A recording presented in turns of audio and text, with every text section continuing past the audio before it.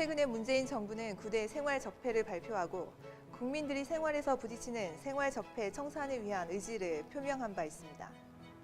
적폐를 청산한다고 하는 것은 낡은 제도와 관행, 문화에 대한 포괄적인 구조 개혁을 통해서 정의가 올바로 구현되는 새로운 질서를 구현하는 것을 의미한다고 볼 수 있습니다.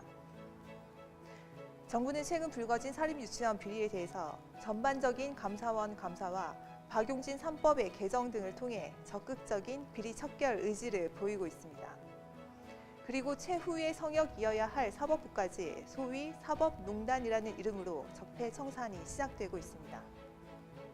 그러나 현 정부의 핵심 지지 기반이기도 한 노동조합은 여전히 적폐 청산의 사각지대에 위치하고 있고, 고용세습 문제의 비리가 불거진 서울교통공사에 대해서는 감사원 감사 이후 뚜렷한 후속 조치가 없는 상황입니다.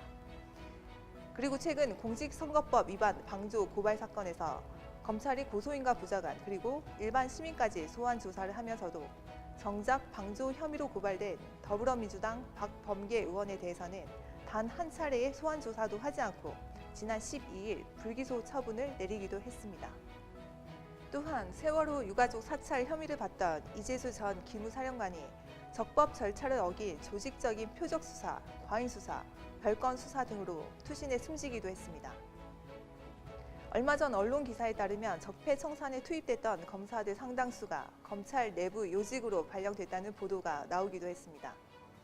또한 정권이 바뀔 때마다 조직 개편이라는 명목으로 기존의 고위 관료들을 적폐로 취급하고 내쫓고 있는 현상은 지금도 전국의 각 지역에서 발생하고 있습니다. 부산의 경우에도 민주당이 장악한 부산시의회는 전 서병수 시장이 중점적으로 추진했던 오페라하우스, 버스 전용 차로 정책에 대해 무조건적인 반대를 위한 반대만 하다가 결국은 시간과 시민의 혈세만 낭비하고 2명의 자유한국당 국회의원이 부산 시민을 위해 힘들게 확보한 국비에 대해서만 예산을 삭감, 보류해 버리기도 했습니다. 문정부는 적폐를 반드시 청산하겠다는 결연한 의지를 표명하면서 9대 생활 적폐까지 적시하고 있는데, 더불어민주당은 기존의 적폐를 그대로 답습하고 있고 사법부나 행정부까지 장악 중에 있습니다. 적폐 청산이 정치 보복으로 치환되는 것은 한순간입니다. 적폐 청산을 정면으로 내세우며 집권 초기와 같은 국민의 지지를 회복하고자 하는 민주당이 적폐 청산의 미명으로 제왕적 권력과 부패한 기득권 강화를 위해 나아가는 일은 없어야 할 것입니다. 이상 김소정이었습니다.